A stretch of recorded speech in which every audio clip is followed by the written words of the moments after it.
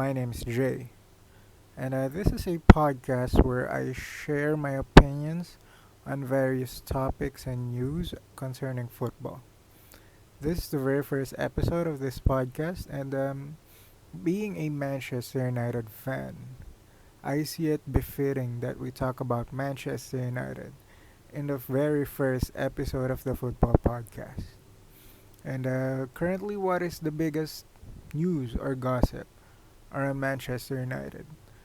For me, it's the ownership. Currently, the Glazers are opening or accepting bids for ownership of Manchester United, and there are currently two bidders, namely the Qataris and Sir Jim Ratcliffe. Sir Jim Ratcliffe's bid retains the Glazers on the board, and I think it's like for a majority share of Manchester United. It's not full ownership. The Qataris, on the other hand, wants 100% of Manchester United. And for me, I'd rather have the Qataris as the new owners of Manchester United because the last decade of Manchester United as a fan has been frustrating on the pitch and off the pitch. The club has spent hundreds and millions. I think like £1 billion on transfers, and with nothing to show for it. We haven't even gone close to winning the league. So, and with the bid of Sir Jim Ratcliffe, the Glazers actually retain their board positions. They're still in there. I want them out. I think the majority of Manchester United fans share the same sentiment with me. They want the Glazers out. Um, as much as I don't want a state ownership, a sports washing entity for Manchester United, the Qataris represent us getting back into that powerhouse that we have always been under Sir Alex, and I think it's the surefire way for us to close the gap. If it were me, I'd have Sir Jim Ratcliffe with no Glazers on board. I don't want them on board. Yeah, because I just don't want them. I want the Glazers out of the club. Under the Glazers, we have fallen under debt, huge amount, massive. It's ridiculous. A club like Manchester United in debt is just unbelievable for me because Manchester United is a cash cow. I think we shouldn't be in debt, and the Qataris will wipe out that debt. I think under the Qataris we improve the infrastructure. Old Trafford currently is desperate for a renovation. Carrington, same thing. We need investment, and I think the Qataris are a surefire way for us to get that investment. Not just transfers in the market, but also the infrastructure, the improvement on the youth. I think we get that, and I think the last 6 to 7 months for me has been frustrating because this news has been out since like the start of the year. Yeah, ever since Ronaldo left, we've had this news that the bidders are there. The Glazers are dragging this process out. It has been frustrating because we need clarity on the ownership for us strategize on transfer market, the planning. I think Ten Hag, Ten Hag's hands are currently tied because of the ownership situation. I am actually convinced that the Glazers hate Manchester United because of this. And I think the Qataris should get it. For me, as a fan, I think the Qataris are represent the best interest for us of getting back to the top. Not just England, not just the league, not just in England, domestic league, but also in Europe, the Champions League. Especially when you need investments in for at least four positions on the squad,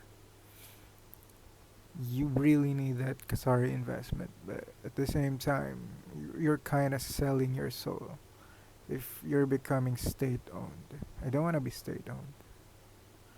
I think nobody wants to be state owned, but that's the reality of the moment. You have to be state owned to compete with the likes of Manchester City. Um,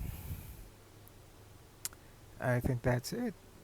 I think for me, the Glazers should be out by now, and the Qataris should get it. I think for me, that's the best way for me. Moving on to the next topic at hand, Mason Mount to Manchester United.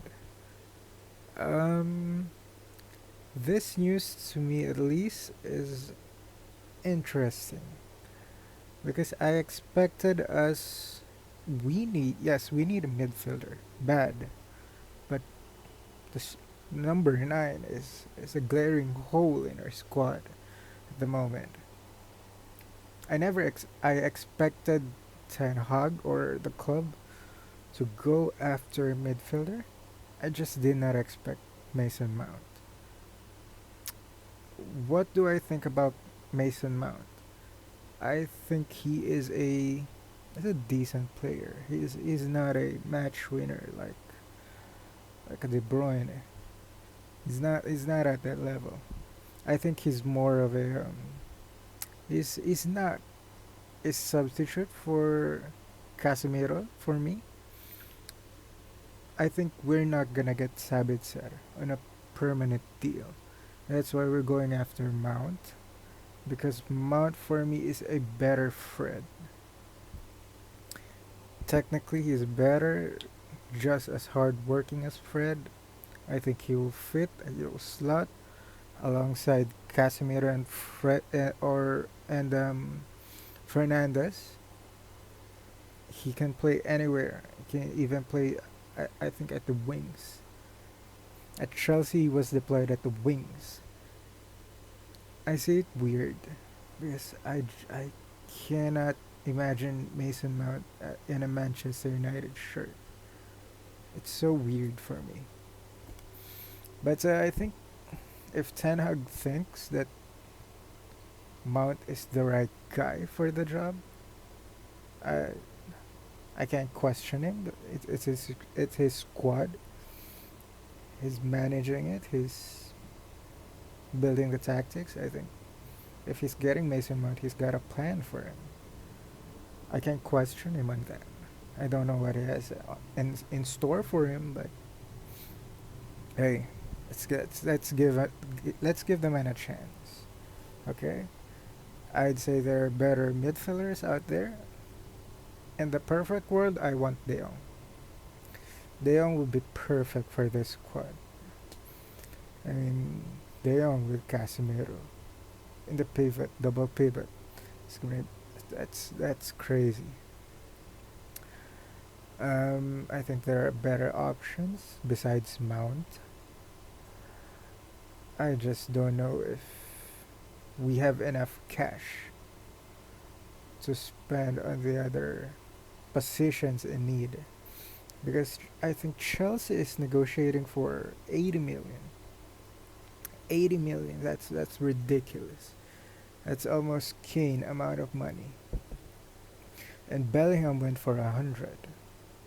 I'd rather have Bellingham than Mason Mount if I have to cash or I have to get 20 million out more. If I'm gonna get Bellingham, then I'd do it. You know, Mason Mount is not my first choice, but I think he will work at Manchester United. He's a pressing machine. That I can say about him. He's a pressing machine. I just don't think he's not a number 10 in any category of a footballer or a midfielder. He works hard. He's a hard worker. He has enough technique in him to play in any system. I think he has enough versatility in him. I don't think he's that creative. But hey, he's player of the season for Chelsea, so he's got that going for him. I just don't think he's the number one choice. And I think that's it. You know, I think he'll do well if we get him. Ten Hag's clearly got a plan for him if he's going for him. And I'm not here to question Ten Hag. I just think there are better options. But he'll work. I think so. All right. Next topic at hand. Strikers. Manchester United desperately needs strikers. And I think number one on the list is for me it's either one or two. It's either Harry Kane or Victor Osimhen. Now, Harry Kane, for me, I think that's a perfect choice for me. In a Tenag system, I think Tenag, I think he's actually the number one target for Ten Hag. I want Harry Kane because he can play deep, and I think you can slot him along Rashford or Garnacho, and he will thrive. N- while not impeding Rashford, because Rashford plays like an inside forward. He likes to go inside and shoot. Harry Kane generally likes to drop deep. If now the concern with that is if he will get in Bruno's space or way. I just don't think that'll be the case because they're smart players. They're gonna figure that out.